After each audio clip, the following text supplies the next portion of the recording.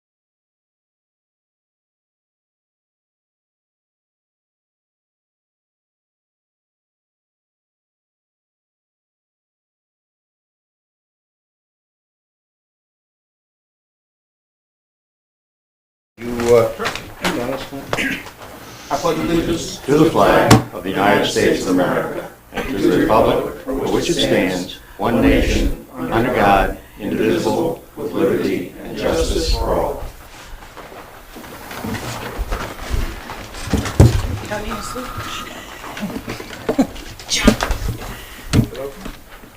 And now, agenda review, anything to add to the agenda? I have nothing for me.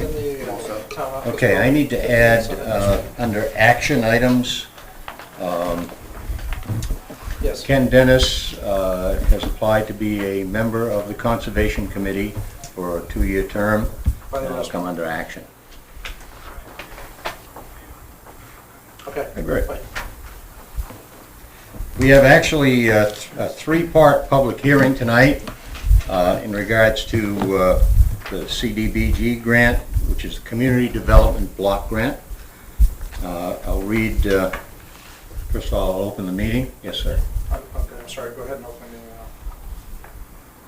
the, Did you have something you want to say? well, that was the applicant under this particular item. He's pulling into the parking lot now, so You want to put him on there? he's going to be in here, he says 30 seconds. You want the applicant for the... The beneficiary of. Oh, got it, Yeah. got it, okay. Yeah. Well, I'll start the proceedings anyway, Walter Reed here. All right. Okay, so, this here, public hearing on the proposed Newport Mill Affordable Housing CDBG application. Community Development Block Grant funds are available to municipalities through the New Hampshire Community Development Finance Authority. I apologize for having to read this, but we'll be arrested if I don't. Up to $500,000 annually is available. $500,000 annually is available for the economic development projects. Up to $500,000 for housing projects, and up to $500,000 for public facility projects. Up to $500,000 in emergency funds. 350. Where's that? No, mine says 500. Mine says 500. 500,000? Well, that sentence should be projects up to 500,000 for public facility projects, up to 350,000 in emergency Okay. funds. Thank you. For public facility projects, $350,000, up to, okay, Sorry. it's all right. Up to $500,000 in the emergency funds, up to $25,000 per planning study grant, up to $1,000 is available for each permanent supportive housing grant project under the CDBG CV allocation due to COVID-19.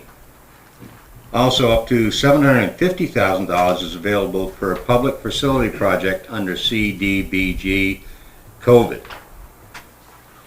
funding. All projects must directly benefit a majority of low and moderate income persons. This is a proposed application to the Community Finance Authority for up to $500,000 in CDBG housing grant funds. Of the funds, $25,000 will be retained by the town for administrative costs associated with the project. $475,000 of the funds will be subgranted to Oakham Properties. Oakham will then loan the funds to related entity to be determined towards the acquisition and/or construction of the Newport Mill, which is on 169 Sunapee Street, Newport, which will be rehabilitated into 70 units of primarily affordable housing. This project conforms with Newport's proposed housing and community development plans goals, of the goal being to encourage a varied stock of safe, sanitary, decent, and affordable housing for persons of all ages and income groups. Short-term and long-term goal. At this time, I'd ask for any public comment. Yes, Ken? It's a question. Will they take questions? Yes. What will be the appraised value of such a building when it's completed? I need to have you repeat your name. Okay. My name's Kathy Hubert, a Newport taxpayer, citizen. I would like to know an estimate of the appraised value of the complex once it's finished. I know it's about 1.45 million now, but it's not completed at 70 units. Do you have anything on that? The total- Would you state your name? Yeah, sir?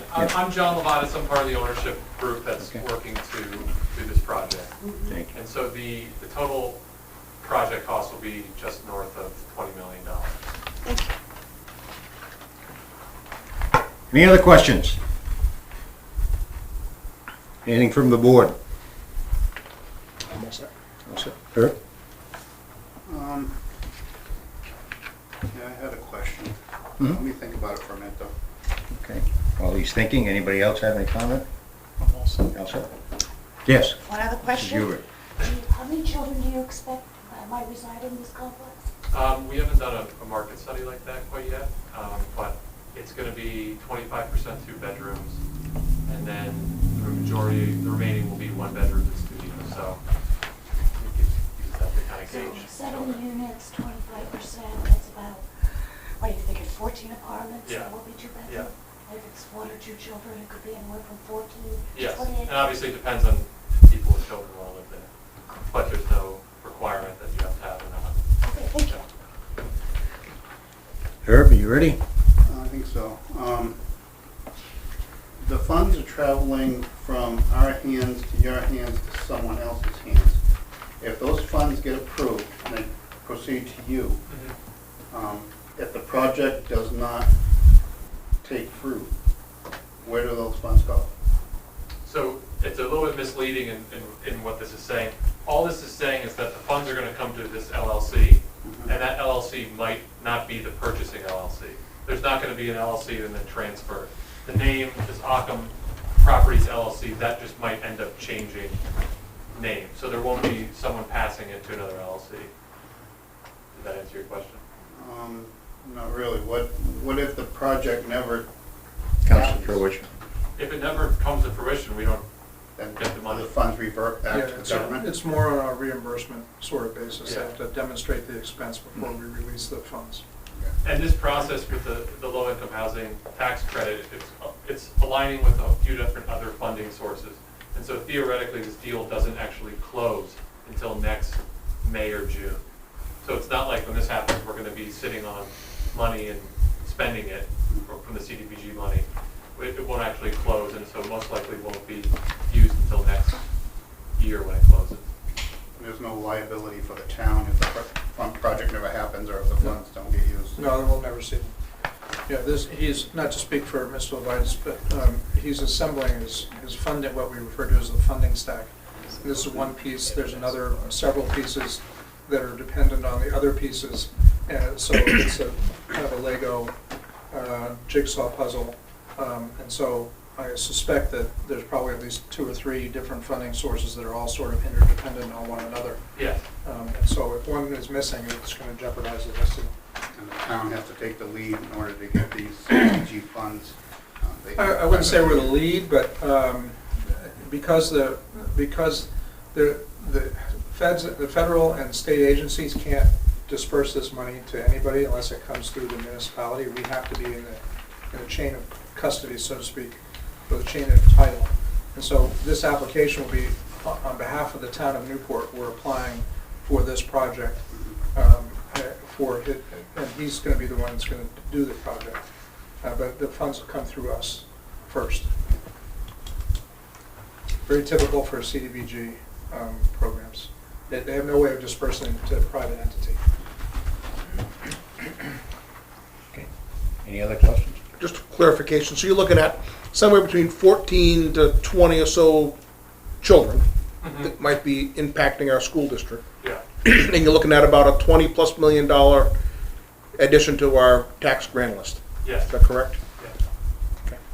Yeah. I would only make one distinction. His investment. Not really reflective of what our grant list or the Right, tax what the property valuation. value may be. Yeah. It's so hard to say. If he invests 20, it maybe have a market value of 25, 30, or 17. I just don't know until we get to that point. And that $20 million is soft cost, hard cost. That's a total budget. It's not just building costs. So I think most assessing happens off of hard costs and Yes, that's actual correct. value. So Property- probably less than that. Market value of the actual real estate. If there are other soft costs in there, they wouldn't be picked up on the real estate value. So you can only use it as kind of a point of reference. Mrs. Hubert? And this may be for Hunter, unfortunately not for yourself. We have a couple apartment complexes. I know the newest one is Meadow Park.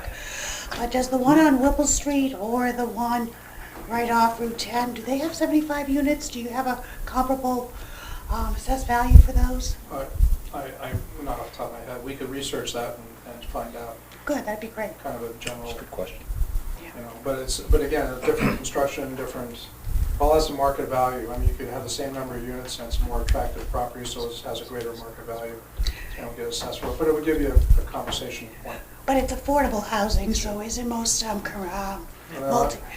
affordable, correct? It's affordable, and so I was looking at my phone because I wanted to make sure I had the numbers right. Right now, the unit mix is 25% will be market rate apartments. Okay.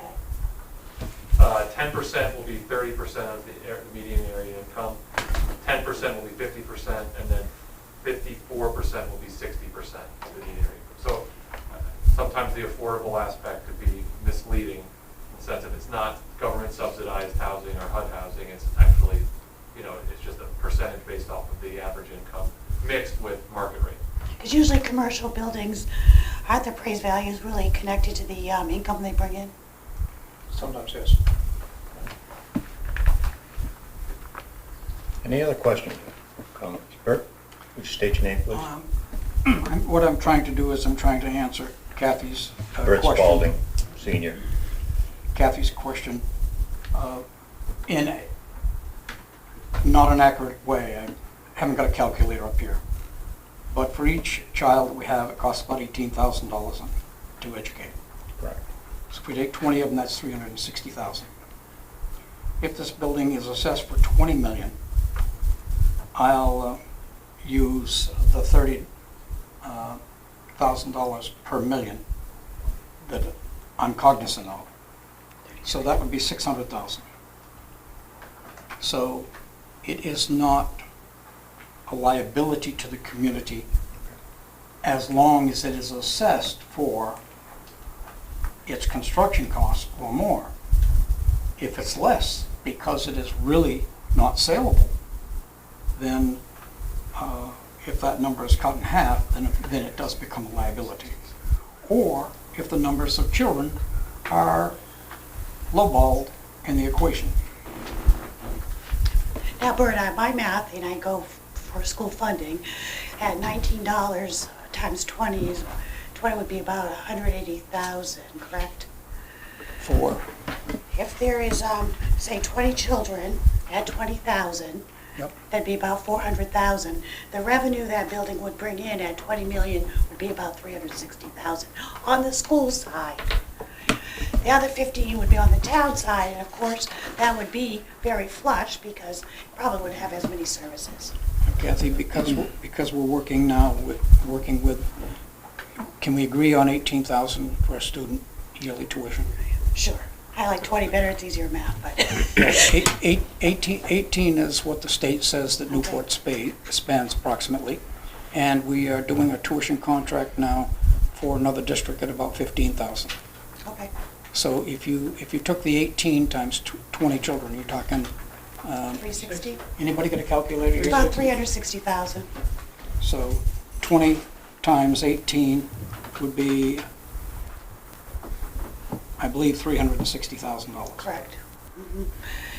And But you can't Yes. use the whole tax rate because it'd only be multiplied by the school tax rate. That would be, it's $19 for our school tax rate. So the building would be assessed on the school tax rate. The other 15 would come to the town and county, correct? Yes. I don't believe that we can mathematically meld the town and the school into that equation. Well, there's a school rate though, as opposed to the town rate for taxes. And they're combined to get the numbers that you're doing. So in other words, the 20 million building is not subject to the $30 It is. per thousand. It is. I think she's just breaking out what share that's. gonna Okay, go to what school. share went where, when it came in, Yeah. what share went, but we did that when we did the 20 kids at 18. Right. But I'm also saying our school tax rate is $19. So there wouldn't be much surplus going to the school over the 20. We don't have to buy. It's going to just feed into my No, argument. it's important that your concerns are answered. How about this way? If you, God help you, have 20 kids, and you are tuitioning them in, you're gonna pay the tuition rate per student. And that gets you, that's the 360,000. Now, your tax bill would be based on what your property was worth, and that's how much you would pay into the system. But you would have, but the building being built, the construction would pay for those students. If these numbers are correct, and there is a tremendous opportunity to inflate numbers in order to get, when you go to the flower shop, it's a beautiful rose. Tomorrow morning, it's gonna wilt and die, okay? Is that enough? Thought you were gonna throw Elon Musk the lead. Oh, you thought I was gonna do that? Okay. Did you learn anything by that? I think so. All right, good. Good. You want me to, we're gonna wait till the end and vote on all three. Is that appropriate? Sure. All right, so at this point, I'd like to close the public hearing on proposed Newport Mill Affordable Housing CDBG application. Point of order. Sir. We have a request here that each informational document is to be voted on individually. Where's it say that? Second page of the packet here. Oh, I didn't read that. I think we can vote on them separately at the end. Yes, we can. Yeah, that, they will be individually, but I'm not gonna lump them all together, but Yeah, we'll just you do it said at we the do end. them all together. so- Yeah. All right. Yeah. Okay? Just make sure, all right. Thank you. Kurt. At this point, I'd like to open the public hearing on Housing and Community Development Plan. The Housing and Community Development Plan outlines goals for the next 3 years. CDBG requires HCDP that is no older than 3 years. This is summer break for me, so reading is not something I've done. I've been reading but not speaking. You're doing fine. Thank you. It's encouraging. Goal, encourage a varied stock of safe, sanitary, decent, and affordable housing for persons of all ages and incomes, short-term and long-term goal. Goal, number 2, encourage economic development activities to increase quality industrial and commercial development. Encourage the expansion and retention of employment opportunities for residents, both short and long-term goals. Goal 3, encourage municipal and private water and wastewater systems that are safe, sanitary, and that meet DES regulations, short-term and long-term goal. 1, 2, 3, 4. Preserve and promote the town's historically and culturally significant structures, short-term and long-term goal. Next goal, promote activities that protect the health and safety of residents and visitors, short-term and long-term goal. The plan includes the national and state objectives and includes CDBG Citizen Participation Plan, including required public hearings to update the public on the progress of CDBG projects. At this point, I'd like to open it up for public comment or questions. Seeing none, I'll close that part of the meeting. And I'd like to open the public hearing on the Residential Anti-Displacement and Relocation Assistance Plan. This plan outlines measures under the Uniform Relocation Act required for CDBG projects that involve any displacement or relocation of persons or businesses. If the town were to undertake a CDBG project which involved displacement or relocation, they would follow this plan. The plan outlines the measures that they would take to find comparable, suitable housing for persons or businesses displaced or relocated. This project does not anticipate displacement or relocation. Any public comment? Hearing none, I'll close this part of the public hearing. And we'll move to Selectmen Voting. First item, Selectmen vote to approve the submittal of the mill CDBG application and vote to authorize the town manager to sign and submit the CDBG application, and upon approval of the CDBG application, authorize the town manager to execute any documents which may be necessary to effectuate the CDBG contract and any amendments thereto. Second? We need it first. thought you made I a just motion. read it, no. Okay. We will motion as presented. So I don't have to read it again. Good move. Then I'll second that. All right, good. All those in favor? Aye. Should I take an in, no, I don't need to take an individual vote on that, do I? On that particular, on the CDBG, that's what, I'll vote for that, yes. That's done. That's done. You did that, now you vote Okay. for the, Selectmen, at this point, would vote to adopt the Housing and Community Development Plan. Make Got a that motion. motion? So moved. Here a second? All those in favor? Aye. Aye. And Selectmen, at this point, will vote to adopt the Anti-Displacement and Relocation Assistance Plan. So moved. Second. All those in favor? Aye. Okay, that's done. At this point, I'd be looking for approval of previous minutes. We have minutes from June 20th, 2022. Any changes or omissions or anything needs to be pointed out? Herb, you're usually pretty good at that. I didn't see anything. Okay. So we will move the minutes. Your second? Sure. Second. All those in favor? Aye. Aye. Aye. And I would now look for approval of the minutes for June 25th, 2022. Excuse me, they're non-public? What? Non-public of June 20, the last page.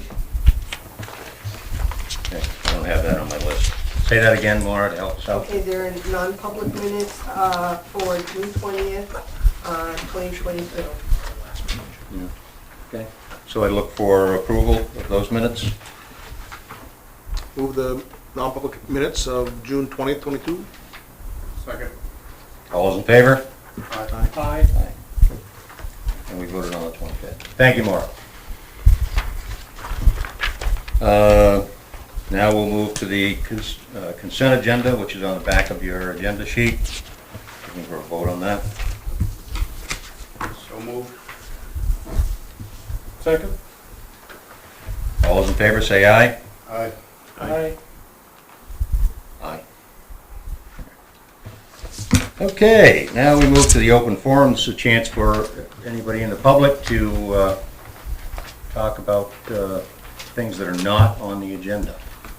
You will have a chance to vote. Okay, you had your hand up first, Dick. Please. Dick Runzel, Newport, New Hampshire. Yep. I'm gonna change just a little bit. I sent you people some letters, and on there, the attorney, Mike Work, said there's no easement, but I want to explain it. It goes from 20 years. I understand the water line came down by Uni Road. It went over to the left to the street and down. Somewhere, not you people, they cut right across my property. They do not have an easement. So I proved you didn't have an easement. I gave you documentation from the law and said, you know, we'll talk about it. But they don't understand. I don't know who did, because that was a 20-year frame. I owned the land for 15 years. And I showed you cases that you guys can't do that. So that's why now.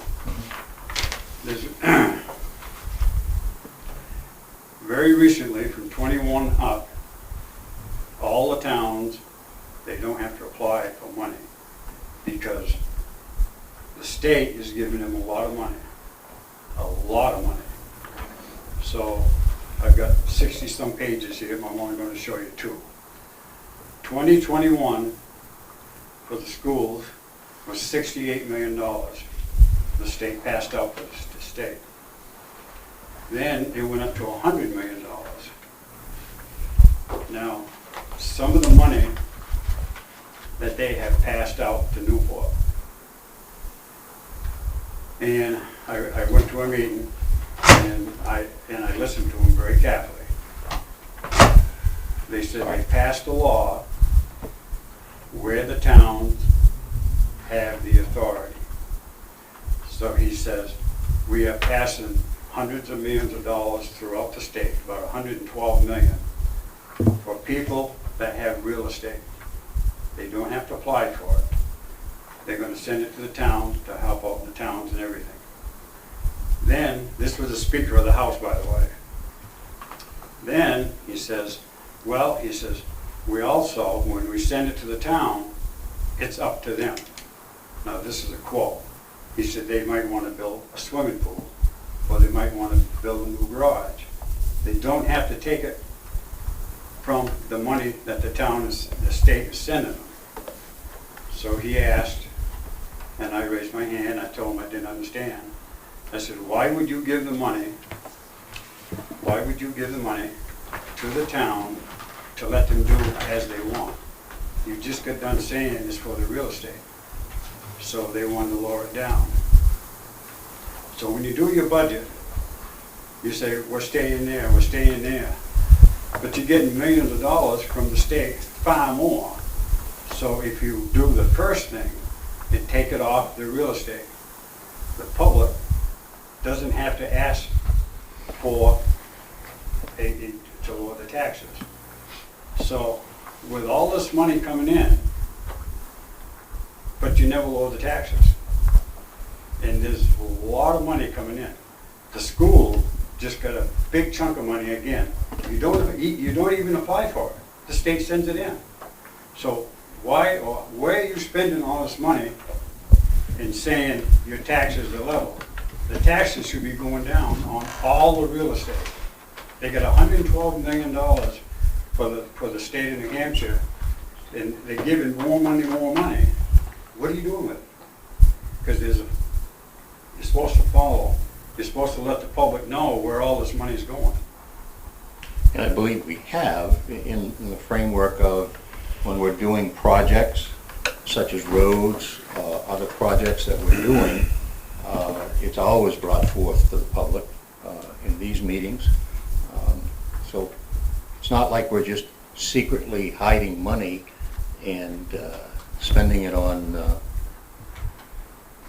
willy-nilly.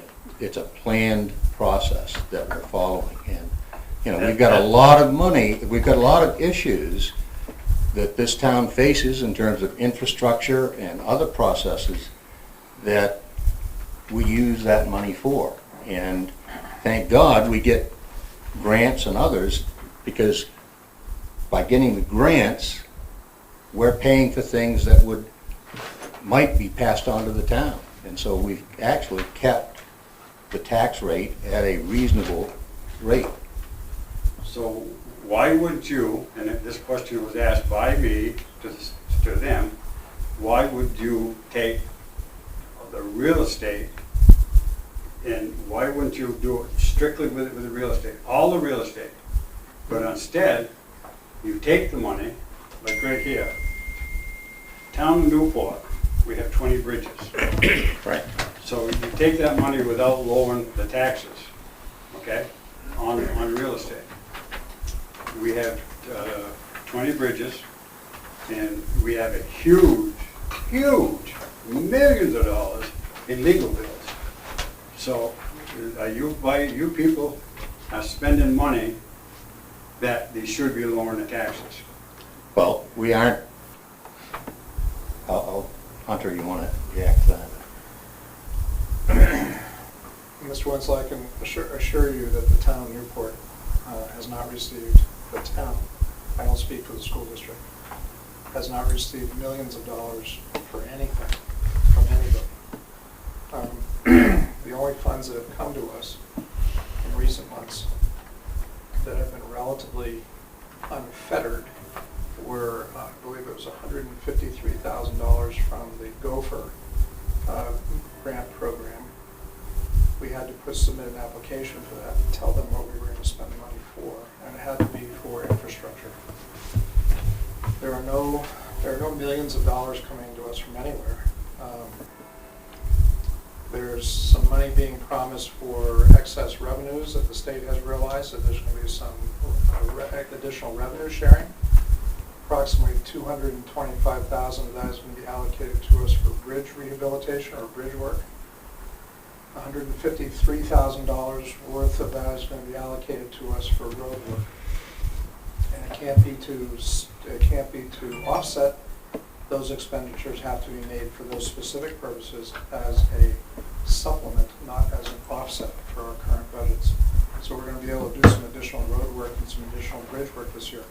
But there is no unfettered, undirected, I can assure you that there is no strings-free money coming to the town of Newport anywhere. And in fact, we got 3 congressional earmarks that we thought would be relatively free.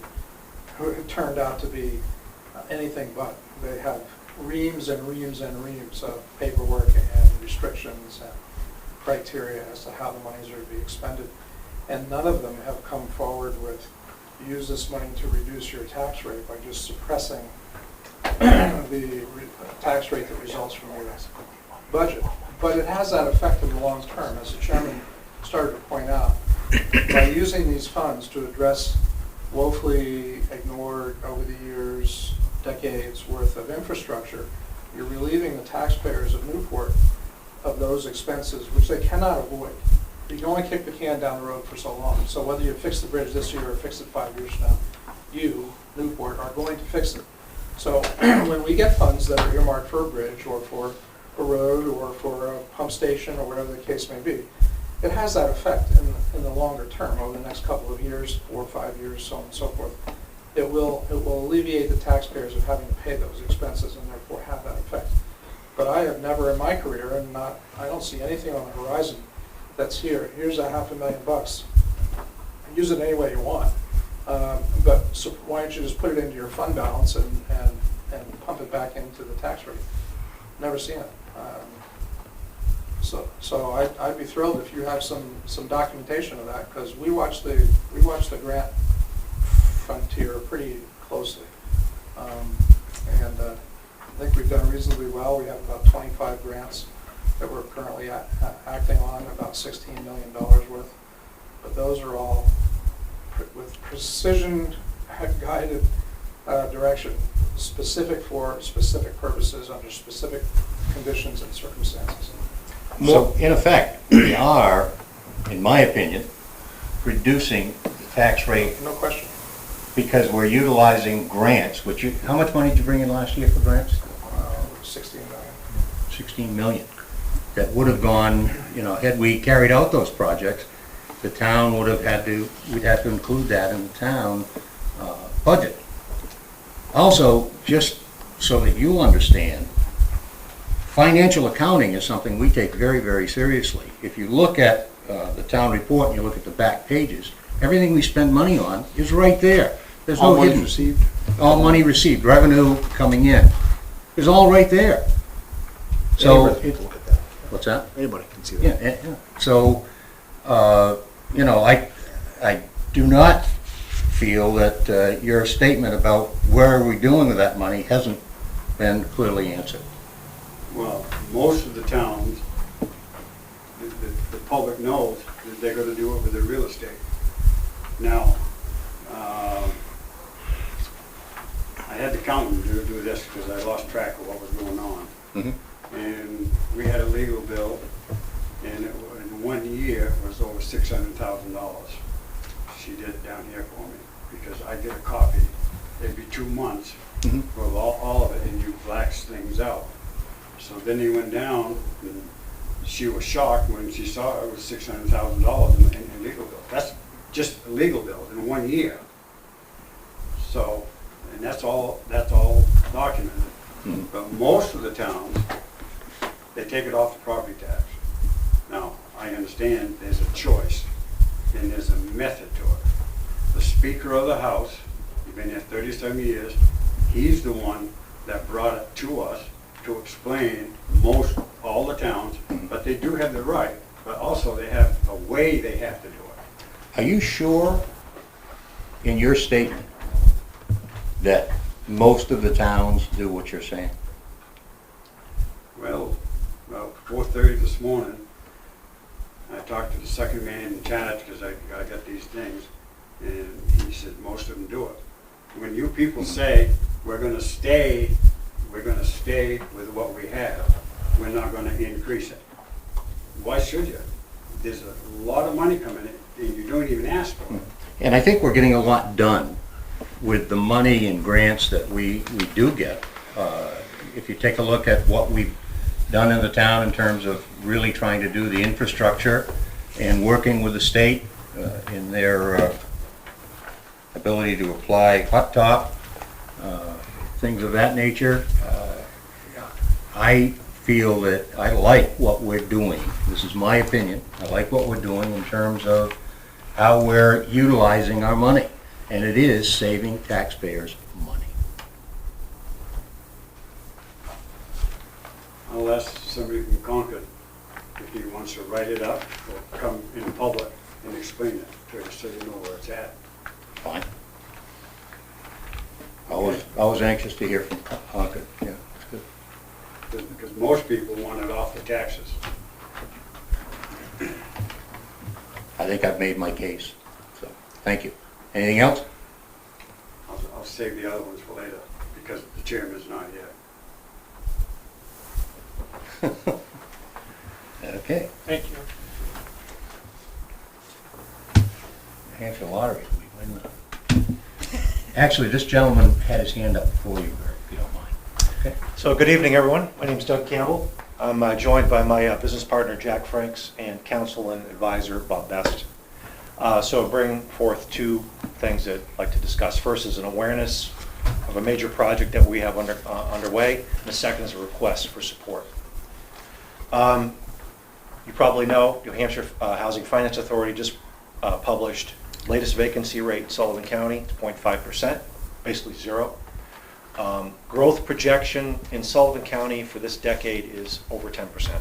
So an incredible housing need, but we all know the situation. There is no new housing. It's all about working with what I have, which is existing stock, and trying to make it nice. A lot of demand, not a lot of supply. Supply is provided by developers, Jack and I, maybe others. Jack's got a long track record in the state. He's got a project here in Newport. He's an accomplished builder. Myself, I own 12 buildings in town, provide 53 families with housing. My track record also, past civil engineer in the Navy, was with the Seabees, did a lot of construction work overseas, Iraq, and beyond. We have a project underway right now. We've been to the zoning board for a 96-unit apartment complex near the Parlin Field, that open space near Parlin Field. 96 units plus potentially more development beyond that, but certainly 96 units of affordable housing. We've been through the zoning board, and we received the approval to build it from a zoning perspective. We're actively working on putting the plans together to be able to bring this to the planning board. We have one major constraint: sewer line. We have water, we have power, but the sewer line, as you know, stops basically where United Construction is, and there's no sewer infrastructure going north. We need about 3,700 feet of sewer line to be able to accomplish not only the 96 units, but also the growth of the town going forward in the north side. That would help also potentially facilitate that. So that's the awareness part. So this project is underway in terms of its development and planning. My request, we'd like your support to help fund funding for the 3,700 feet of sewer line. Its primary objective is to serve affordable housing, 96 units specifically. This is senior affordable housing, if I didn't mention that before. We have been corresponding with Donna Lane. Donna Lane is a grant writer, pretty accomplished throughout the state, and we've been looking at avenues with her in terms of what we can do. Her recent correspondence with the county is that they would be open to supporting a municipal request for the $500,000 of the CDBG funds, just like what we just heard. So our request tonight is for your support to be able to go to the county for these funds.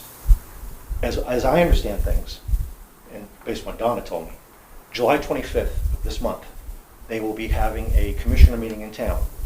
And if the municipality has a request, they will honor that, or at least acknowledge that. That would help us for the next funding round for the CDBG. Because as we see this request that came this morning, or just now, excuse me, not this morning, but this before us, that $500,000, that takes all the, for the next year, the town's ability to submit another grant. But the county has that avenue. So I'd like to ask if anybody else, Jack or Bob, want to add anything to that? Sure, yes. Bob Best, I'm from Sulloway and Hollis. I represent their development, and really all the county needs is a request from the municipality saying, would you please consider this? And then the county would carry it forward for the application for the community development block grant, if you're willing to do that. So it doesn't interfere with the other projects that you have or the one that you just sort of considered and heard. It just makes that an opportunity that's available. And much like what you heard from that presentation, there's a huge need for the housing. The one thing that I would add, I was sort of doing the math on the schools and the students, and there's data out there. I'm on the planning board in Merrimack, and we use this data on how many kids are going to be in each kind of housing development. And Russ Tebow from Applied Economic Research is sort of the gold standard in New Hampshire. His numbers have been tested over and over. And a 2-bedroom apartment, the data is that it's 0.11 students per 2-bedroom apartment. And if it's a less than 2-bedroom apartment, it's 0.08 students.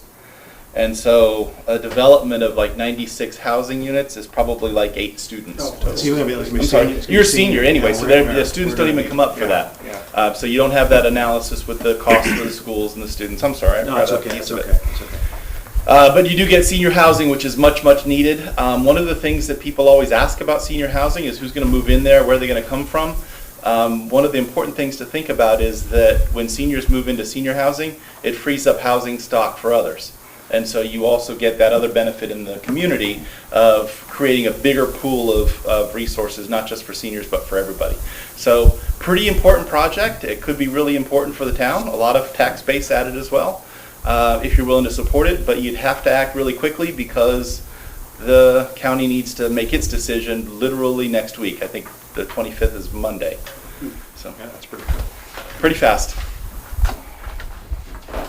Sir? Yep, Jack Franks. I'd like to just add that, this project has been ongoing now for about a year, and we're working through some of the difficulties that we've had in trying to pull this, process together. But the end result is that the town is going to benefit greatly from this. About 85% of the folks that would probably be moving into this senior facility will be from the immediate region. So that's great news for families that want to buy a house here locally to free up a lot of inventory as they spoke of. And in addition to that, our plans would, potentially include some commercial component and the opportunity to potentially build other tax properties that would produce taxable income, potentially some condominiums, potentially some townhouses, where the town would benefit from that. And I know there are some major manufacturers in the region here that are having a hard time and they're struggling. So we're here, we're committed. We've got a project over on Spring Street that we're working on that's going to bring 42 units of state-of-the-art housing to the region, and we're planning on doing the exact same thing with the senior facility. It'll be second to none in the region. It'll be a really nice facility that Doug and I have been working on. So again, there's another avenue for this CDBG. I was fortunate enough tonight to receive your support, and I applaud the board for supporting this much-needed infrastructure money and housing money. And I'm hoping that while the window of opportunity is still open with the county, if we could get some support from you folks out of the gate so that we could apply for that. And then while we work through our planning board process this fall, and we get our application and financing at the State Housing Finance Authority pulled together, we'll have our ducks in a row for that next application, which will be due sometime in January. So this is a really big win for everybody. And what's really cool about all of this, we're going to structure this so that if anything needs to go further north from there, it'll be such that Parliament Field, the airport, and places beyond, if you ever decide to extend, will be able to tap into that same system. So it would be a public-private partnership where we're willing to invest our own money above and beyond the grant money. So if we did get a $500,000 grant from the community and it cost $850,000, Doug and I are willing to write that check to improve the facilities for the town of Newport.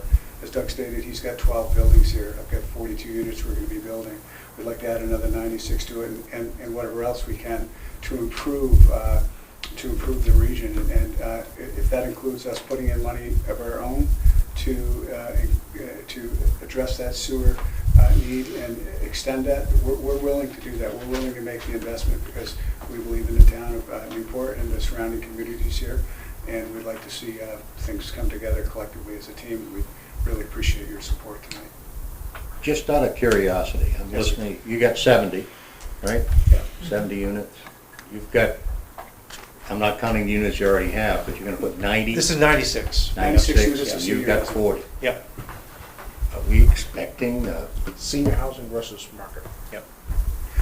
Yeah, so senior housing is pretty specific, and the 42 units of workforce housing that we're doing is similar to what they're going to be doing there. I think 25% of those units, Yeah. or roughly Yeah. 17 Yeah. and a half, are going to be market, and then they'll have roughly, I think, 53 of workforce. So the purposefulness is there specific. It's specific to what, I mean, like senior housing, that's Yeah. what you're looking for. That's what we're, Right, yeah. this is a yeah. senior housing This is a project. senior, yeah, Oh, completely that's different than that. Yeah. But I mean, by all intents and purposes, the market study shows here that the 42 units will fill up in less than 3 months. I can tell you from my experience in this business, having been in it for the last 8-9 years now, more likely than not, we'll have all 42 of those units rented before we're even done building it. We can start taking applications 6 months out before CO. Okay.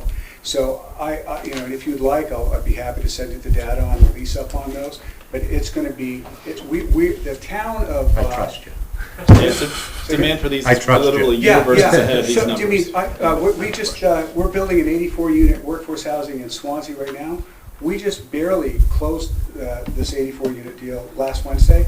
I got an email from the town planner and the town manager today asking when the units are going to be available and if they could start a list for people that want apartments. So we're really excited about the prospects of working with you folks, and we hope you'll support this county initiative. Hunter, you have a comment, and then Jim has a question. I'll defer Jim a comment after. I know this, we're talking about senior housing, but you referenced the source for housing to student ratio. What was that source? Sure.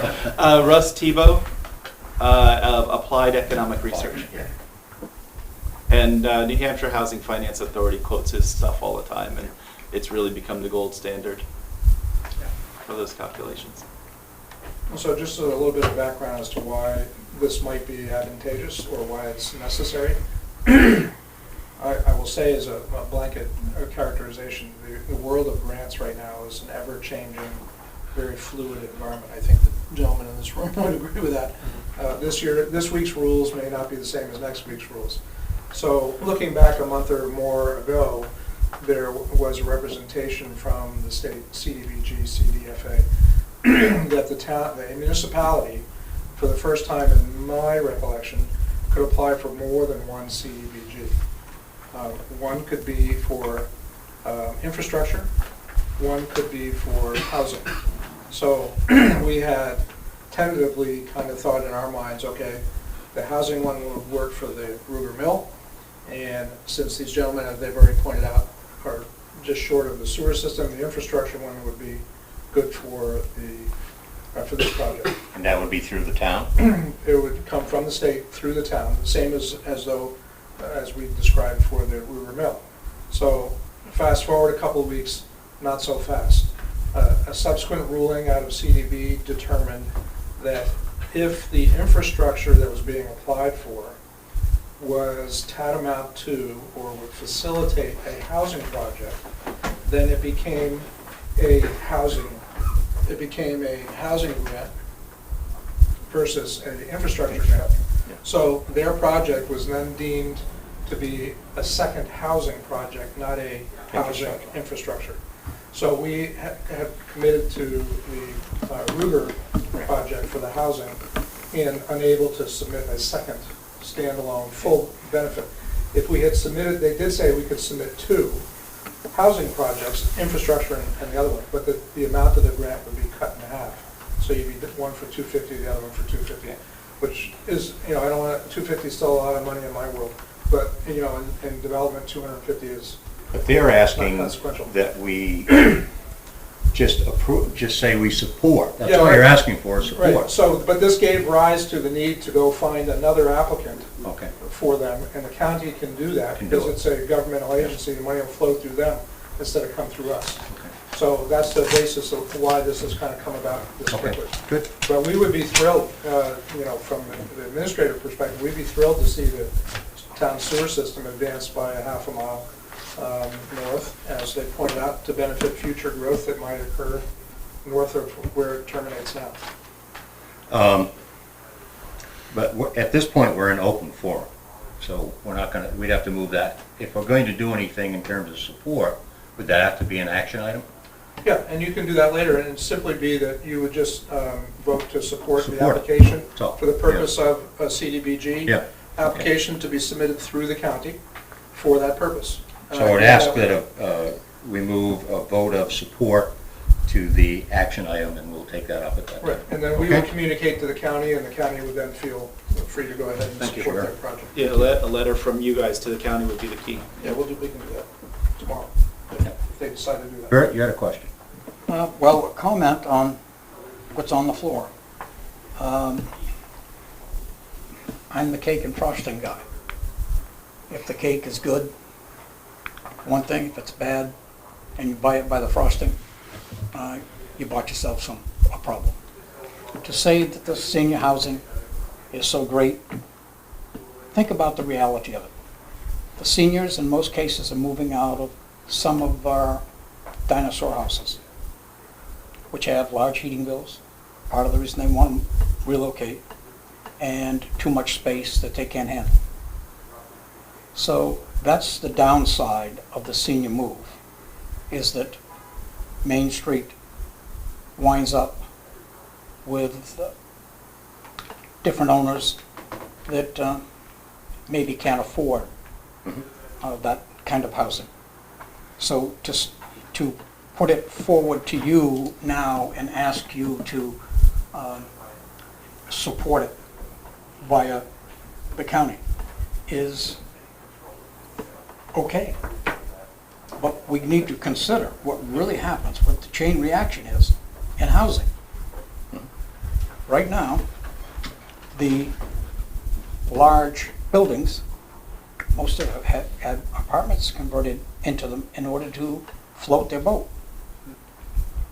So we have seniors up here and low income down here. We have empty buildings in between the two. That is a concern. A big concern, because you, Can we Go respond ahead, to that? Bert. no, can I He's not finish? done yet. Oh, I'm sorry, I thought you were done. Apologize. So, thinking about cutting the tree down and getting the chainsaw sharp is very good, but it sometimes doesn't go the direction in which you want it to go in. Had that And, happen this week. well, I got a laugh out of that because it almost happened real bad to us. But anyways, so I ask you to take some time and think about the repercussions before you say yes to the consent. The little fella has a hard time even getting into the game because it's so large. Single-family house right now is running $375,000 to build. So that's kind of saying to the young people, you gotta pay this amount for new, or you gotta pay this for the old. It is a housing crisis all in of itself that would force people, rather than have private ownership, to in fact go into low income. That's not saying that that's bad. They've got to have jobs and whatever, but it needs to be considered before you pen a letter. Look at the downside. Get past the frosting, get to the cake. All set? Yes, but I want to speak during the forum, Okay. but not on this issue. Oh, no, I'm. So Jack, Yes, sir. Thank you. then I'll call on you again. Yeah, well, the reason why we have these elevated prices is because of supply and demand. If there's no supply, the demand is great, and the market rate folks out there that are charging market rate can charge whatever they really want. And that's really what's going on, is just that there's no housing that's available.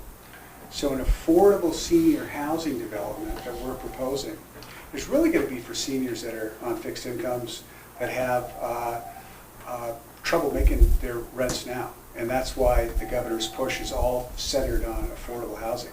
So it's not just workforce housing, but workforce and affordable housing are interchangeable. So by producing a state-of-the-art facility that's going to be senior housing, they may be in an apartment right now that's market rate, or in a house that they can't afford, that they're going to be able to sell. So what that does is it opens up inventory not only from apartments that are currently being rented that are market rate that anybody can get into, but it also opens up homes that people would like to buy. And so what that does is it creates an opportunity for folks that are working, that are making above workforce housing wages, to be able to get into an apartment. So folks that are working at Ruger, folks that are working at the hospital, folks that would like to live here in the community but can't. There's going to be housing that's going to open up as a result of the seniors that are going to income qualify for this facility. So the benefits are going to be widespread, and they're going to be all positive. I mean, I'm in this business, I'm dedicated to this business, and like Doug, who's got, a dozen buildings here in town, we're dedicated to it. So it's the positive impact is going to be a really good positive impact. No hit to the school, but it's going to be a facility that's going to have a lot of amenities for seniors. And I think the waiting list here in town right now is over 3 years. I know that a facility we're working on down in Keene, senior housing facility, there's an upwards wait for senior housing of 8 years. It's sad. So, we're talking that this is a huge need here in the area, so we could easily absorb that number of units. I don't know if Bob, you had anything else? That really covered it quite well. The only thing that I would add to that is the sense that the buildings that the seniors move out of will somehow be vacant, or there isn't a demand for those. The data really shows the opposite. I've been sort of working with Ben Frost from New Hampshire Housing Finance Authority for a decade or more on demand for housing, and Ben's sort of known for going around talking about New Hampshire having a 10,000 housing unit deficit across the state, and obviously that's, you know, spread here and there. It's not for one town, but 10,000. About a year ago, they revised those numbers, and it's 20,000 units in the state housing shortage. And so that's why you see the high demand for housing, and the costs are coming up because there's so many more people looking for housing than there is for supply. So those apartments or homes that seniors might move out of will certainly find a place in the market. You know, there's a lot of funding that's made available to folks to help them get into those things. More than that, though, the next step of this is, as you look at the companies that are around, they're all looking for to hire workers, and there aren't any workers because there's no place for the workers to live. So you have a balanced community when you start to get a place for people to live, and then companies can come in and hire the employees that they're looking for because their employees can be in the community, and it all makes, you know, sort of the circle work together. So shouldn't be any issue at all anticipated with housing demand like that. Mrs. Hubert, you had a comment? No, I was just waiting for. The county's involvement is simply as a vessel to get to the CDBG funds. They won't have any strings tied into this where they have control or say over parts of this project. It'll be exactly like yours was a few minutes ago for this other project. No, they wouldn't impose any kind of strings other than whatever the grant source sort of comes along with, which is that it be used for its intended purpose and all those kinds of things. Okay. Hunter, you have a comment? I would only point out, and this doesn't have anything really to do with either of these proposals, but I think it's an important phenomenon to be aware of. As new housing comes on board, it is A, new, B, code compliant, and as those units come online and people in the area occupy them and vacate their old residences, in order for those residences to compete in the market, I think you would see, and I think the data would suggest that the owners, the landlords of those properties will need to kind of up their game a little bit to now compete with the newer properties that are on the market. So it has a ripple effect benefit for all the tenants in the area, because they can say, well, I can go over there, but if you want me to come to your place, then you have to be price competitive and I have to get the same sort of conditions that I might enjoy in one of these other newer places, and you'll see some renovation effect going on throughout the community. It'll be subtle, but it will be there. And so I think it kind of helps lift, the tide lifts all the boats. Not all at once, but it will. Rising tide lifts all boats. Yeah, it'll provide a trailing effect that will be beneficial to the community. Keith, you had your hand up? Yes, I did have a question. I think to bring new housing into the town, I think that on a town's-based point of view, that's a welcome thing. The question I have is, you want to just lengthen the sewer pipe and just tap more.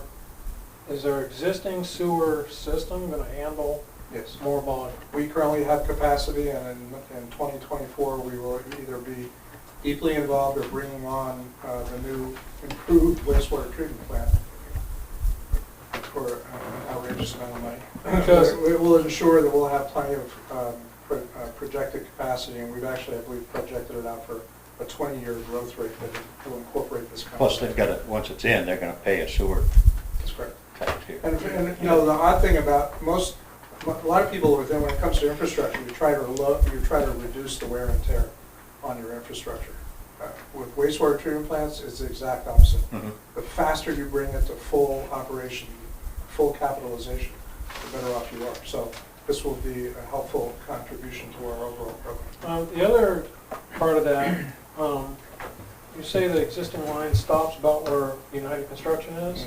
What about that other building that's further up, closer to the airport? No, it's on the one that was the old TV station. I don't know what it is. It was a church for. Oh, yeah. Yeah, it's septic. That's got its own septic?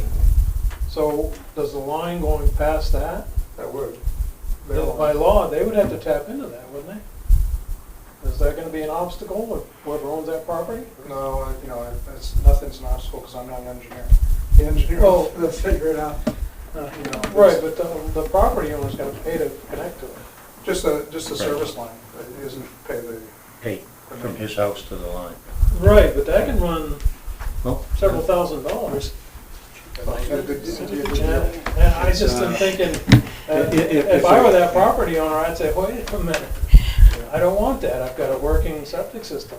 You put the pipe by, but I'm not tapping into it. This is called collaboration. We would collaborate. Yeah, We well, would pay for it if we had to. oh, see, that's a The good big idea. picture is you a probably small. shouldn't have said that. But the reality is, we would work with that person, right? I mean, this is too big of a project for, if it's just one, right? We would work with that. Yeah, Now, is it- they might need a sliver of land to move the pipe onto, so they. I've met with that gentleman. His first name's Henry. I forget his last name. He's very cooperative. He supports what we're doing. Oh, good. Yeah. Is this building gonna interfere with the flight traffic of the airport at all? No. We haven't filed the appropriate paperwork yet, but I was in aeronautical science, major in college, and will file it, so I've already run the calculations on it, and we're well below the glide slope on this property, and set the building actually after I did the calculations, so we're good to Well, I go. think you spoke about that once before in this I meeting. did, yeah. Yeah, So, okay. So we're in good shape there. And Okay. the schematic designs that we have, that I think we might have shared with you earlier Yeah, you on, did. it's just a beautiful facility. It's really gonna be nice. So. Okay.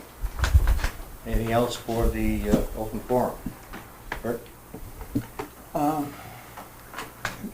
Dick might be referring to ESSER funds that went to the school. Right. And that could be part of the question there.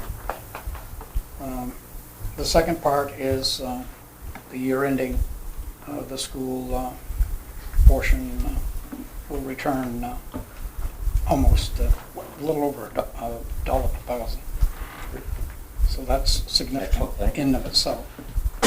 And what it goes to show is under the current financial management that we, as a school district, finally have our pocketbook under control. Good. That's good news. And that being said, at the last school board meeting, the tide has changed. And things will get significantly better from here. So my opinion. You're talking about the new member of the board? Adding a The different superintendent dimension? Oh, new superintendent, thank you. and the new member and the recognition of where we are.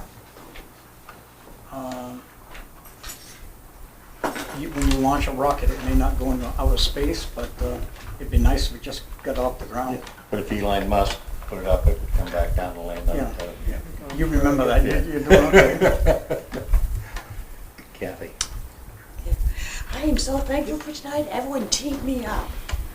We wouldn't have an affordable housing problem if the state honored our constitutional right for an adequately fair-funded education.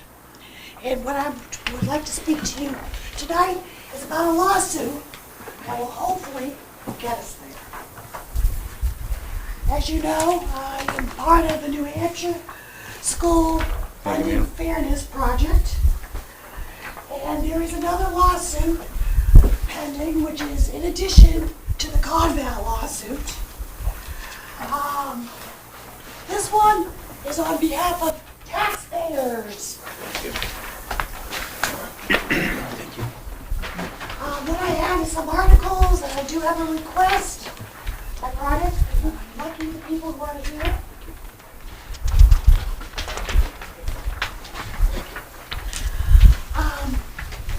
I'm trying to speak, you know, I have a rough voice. This new lawsuit is a class action lawsuit. It's going to be filed, it is filed June 28th, state of New Hampshire. The lead attorneys, John Tobin, Andrew Zielinski, you might know their names from the Claremont lawsuit. Natalie LaFlamme is also a lead lawyer. She was a preschool child in Berlin when the Claremont lawsuit came to bear, and she really knows the burden of growing up in a property poor community like Berlin. There are two other, the Education Law Center in New Jersey is joining the lawsuit, and White Case from New York, a very large law firm from New York City, is also joining our lawsuit. All lawyers are doing this pro bono. And so I just want to be clear what this case is going to focus on. It's going to focus on the unconstitutional manner of which the state raises funds for education and that negatively affects taxpayers. And Newport, New Hampshire taxpayers know that more than most. As you know, we have the 5th highest tax rate in the state of New Hampshire. There's 3 points to this case. They're using the words proportional and reasonable. The 3 main aspects of this case is that there are disparities in the property tax rates, the inequities of the statewide education property tax. That was the scheme. We all know it is SWEP. And there's actually the use of negative local property tax rates to avoid paying SWEP. There are 11 communities in the state of New Hampshire that have negative tax rates. Would you like to live there? The current way we fund education violates our constitutional, under the state constitutional, Part 2, Article 5 of the New Hampshire Constitution.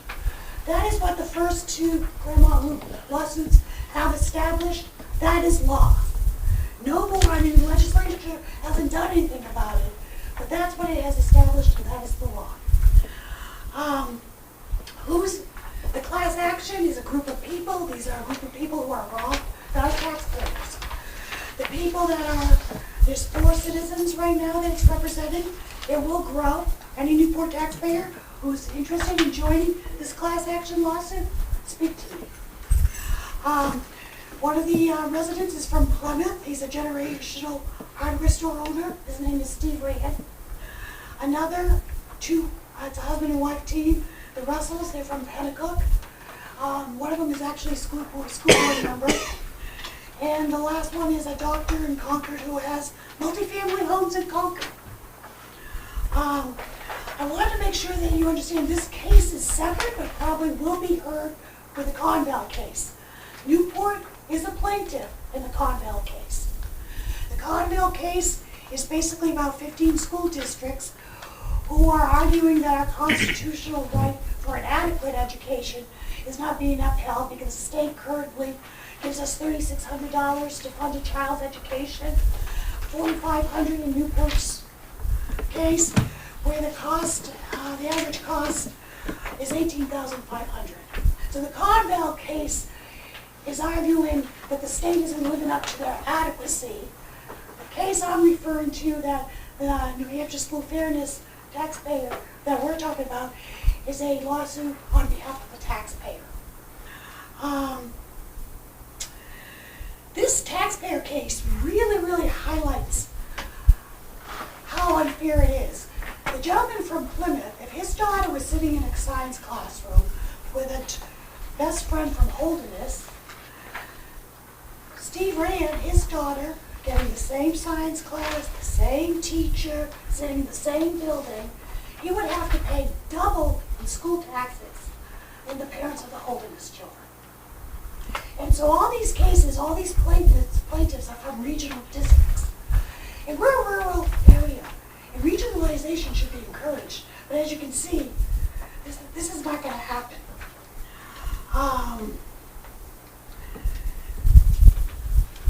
The average school tax rate is just about $11.33.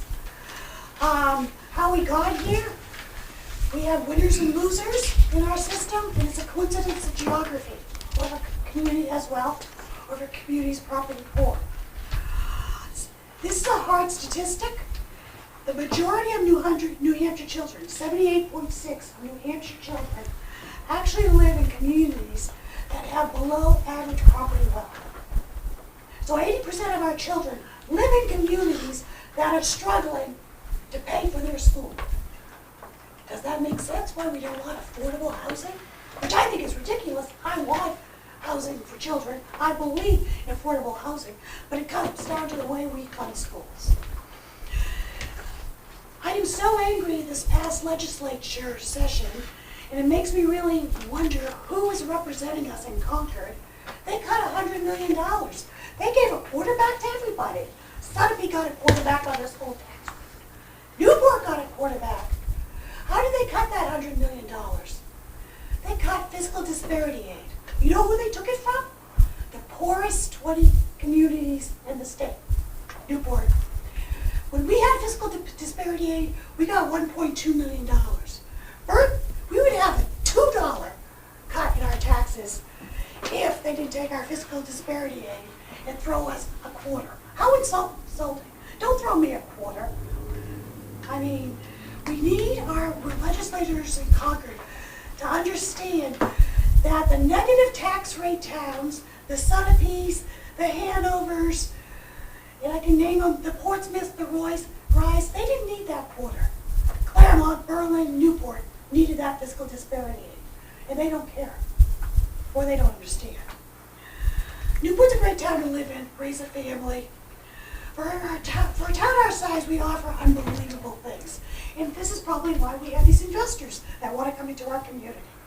We have a library, we have a rec center, we have senior centers, we have an opera house, art center, historic museum, public access, outdoor trails, historic landscape. I bet there's no town of 6,000 people that offer as much as Newport offers. But we're struggling. I've been here for 38 years. We're having a hard time finding resources to keep up our infrastructure. I was saddened by the rec center vote. I was saddened to hear that many people couldn't afford that because of their tax rate. It's because the state funds school education on the local property taxpayer. And in Newport, not only do we have low property value, we have children with needs. 48% of our children are poor and reduce hot lunch. We are only one of 25 communities in the state of New Hampshire that have 48% of our student population that are so poverty. We have children living in poverty. It is a reality. I used to believe, everyone knows who knows me, I worked on the downtown development. I owned a business here. Hubbert's is actually, now that I'm retired, 15 years. We were in downtown for 38 years. I was president of Economic Corporation in Newport. Got grant funding to do the Eagle Block. I really believed we could grow our way out of this problem. We could increase our property value, we could stabilize our tax rate, and we could provide the resources to our schools and to our institutions. It's not true. It's a myth. It's an ineffective and not efficient way to do it. We gotta pay attention to the numbers. Newport has a $649,000 equalized property value per student. The worst is Claremont at $537,000. The median average, the people who are enjoying an $11 school tax rate, is 1.3 million. We have to, for every $1 they raise, we have to raise 2. If we want to enjoy an $11 tax rate, we have to grow our tax base on the school side $600 million. And that is not adding to the cost of our schools.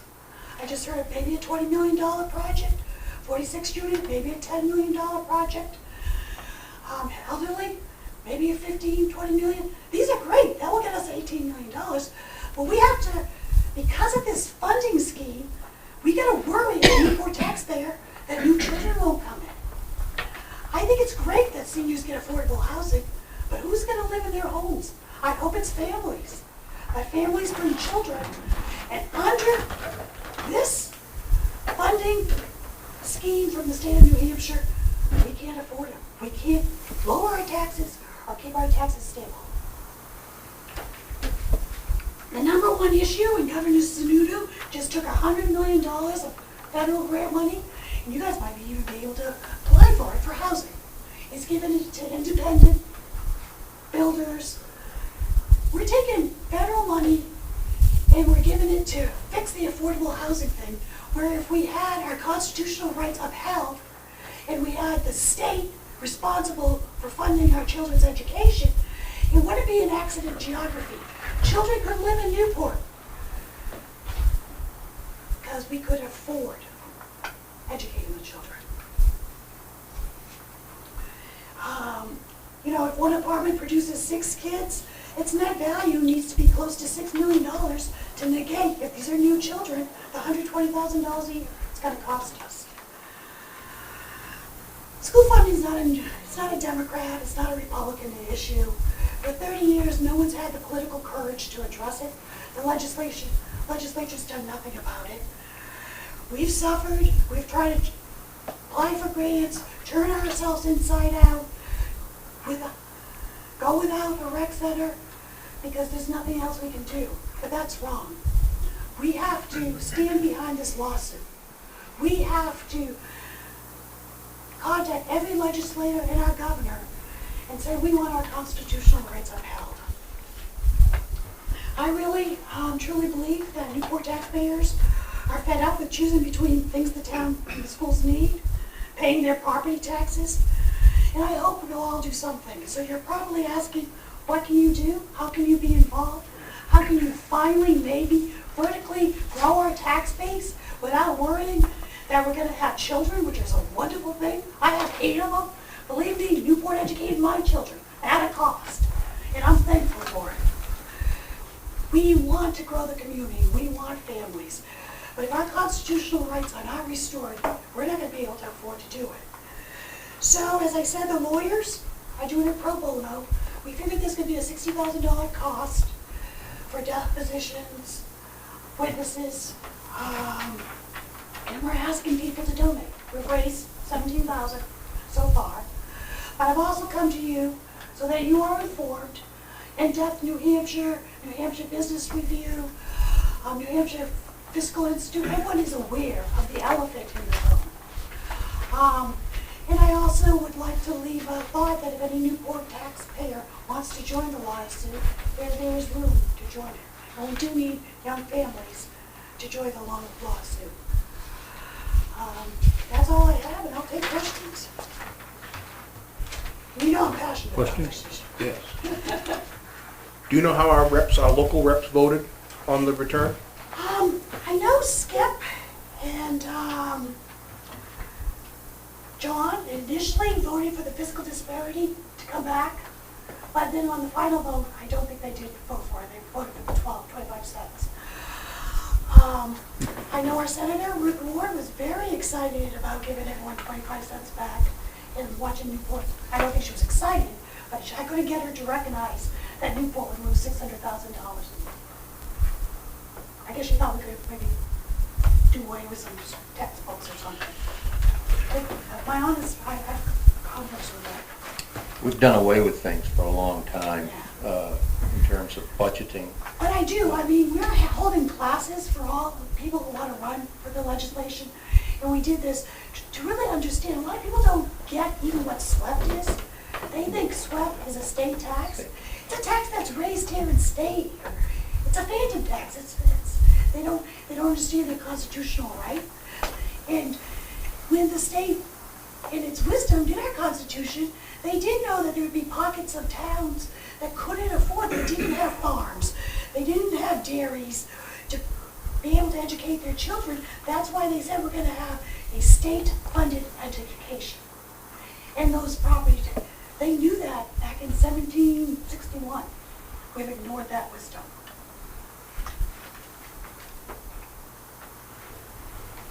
Any questions? Public or from the board? Well, I'd like to be, I mean, right now the commissioner who studied the education, even if we wanted to go back with a property tax manner, if we had a statewide true property tax, Newport's property tax would be $12, we'd have $21,000 per student. What economically would that do for us to go from 18-something to 12 to have $2,000 more per student? Thank you, Kathy. Kathy, thank you very much for your enthusiasm and also we appreciate what you are doing on the state level. Thanks. Keeping us involved. Wish there was more reporting on how our reps actually voted. It gets lost in the muddle of everything. Yeah, like I was impressed, Skip and John, they did understand it and I And Lydia Tanner's always been supported, I should add. Yes. She's always been on our side. But in the final vote, I don't know what was in the final vote, but we lost it there. So if anybody's interested in donating, is there a, Oh, I got a sheet for you there. I hand everyone else a sheet. And also, if you know anyone who would be interested in joining the class action, I would get them in touch with John Tobin and Andrew Valinsky. so if they're interested in donating, they can, www.fairfundingnewhampshire.org. We have a little button all set up. okay. And like I said, no money will go to the lawyers. It'll just go for the the witnesses. That's the most expensive thing is expert witnesses. Yeah, when I heard 60,000 for all those lawyers, I went, well, let's hire them here. No. The lawyers are doing it for free. Dick one up, they're expensive. Huh? They're expensive. Yeah. Anything else for the open forum? One of the longest ones we've had in a long time. That's good. Good information. Communications from the board. Herb? All set. What's that? I'm good, thank you. I'm fine as well. Okay. I have two items that, I do want to just mention the fact that the Conservation Committee, last weekend, they, Gunther and Don and Dr. Shizzle went to the Pinnacle area and did some cutting and pushing back the bushes. So again, as I've mentioned before, very active committee, very committed to conservation and improvement of certain areas on the town forest area. And they will be going again on July 29th. And so if you need any information, if you want to participate in that, just give me a call and I'll give you the information. A lot of hard work from these people, and I really appreciate what they're doing. And secondly, I've got to open up my phone. John Lunn sent me a message that he wanted mentioned about the Magical History Tour that is going to be taking place in town. The Historical Society has put together an engaging bus drive around Newport. While narrators tell a particular site, the 12 guests that went on last week had a wonderful time. And let's see, the next one is going to be taking place on the 30th, from 9 to 11. If you're interested in going to that, contact, is there a number for the Historical Society? No, not generally. Oh, if you're put on the list, call the Historical Museum and leave a message, including your name, contact, number of seats you want to reserve, and the preferred date. Going again on August 18th. That's from 9 to 11. Okay? That was from John. Nothing else from the board? Did you have anything you wanted to say? No? Okay. Informational, I have nothing under informational. Actually, we've got a lot of information here tonight. Action items. I would ask the board to vote on having Ken Dennis become a member of the Conservation Committee for a 2-year term expiring June of 2024. Didn't he just get off that committee? And I thought he said he wanted to be an alternate, and that's why it was originally on this agenda. And I said, well, I need to talk to him because I thought he wanted to be just an alternate. No, according to what I was told, he is desirous of coming back to the committee. Again, very active committee, and the more the merrier, I hope. Be nice to have him back. Yeah.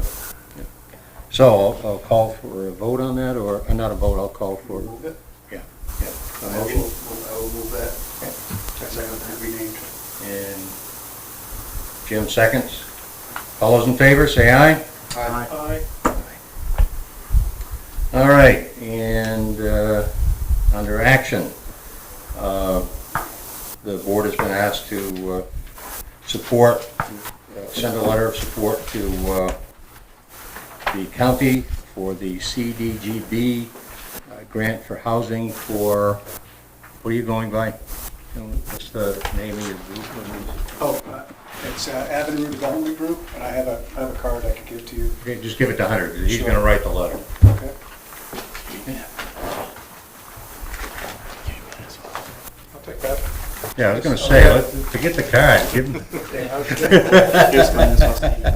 Poker money. All right. I'll send you a draft. Oh, beautiful, thanks. Okay, so, we didn't vote, did we? No. We have a motion. So I need a motion?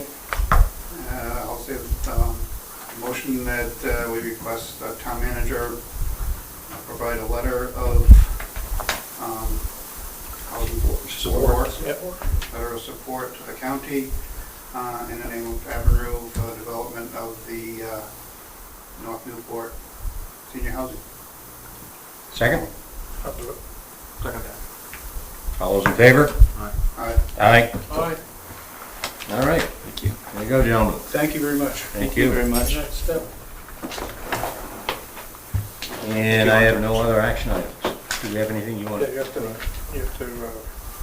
don't think you voted on the CDBG grant. Yes, we did. Did you vote for the individual items? Yep. Every one of them. All right, good. Sorry, Fall there was asleep some during discussion about you putting it off till later, so I lost my. Did we track. vote? We did. Yeah, you did all three. Individually. Yeah, we did. Thank you, Hunter. Thank you very much. Thank you. Okay. Thank you, gentlemen. Thank you very much. Eddie, Appreciate thank your you. support. Make a motion to adjourn. I have a motion for adjournment. Do I hear a second? Second. All those in favor? All right. Aye. 8 o'clock. Good. Now, when all those seniors move out of their houses, who's gonna move into their houses? Families or kids? You gonna move? You don't want me to move. I'm paying taxes.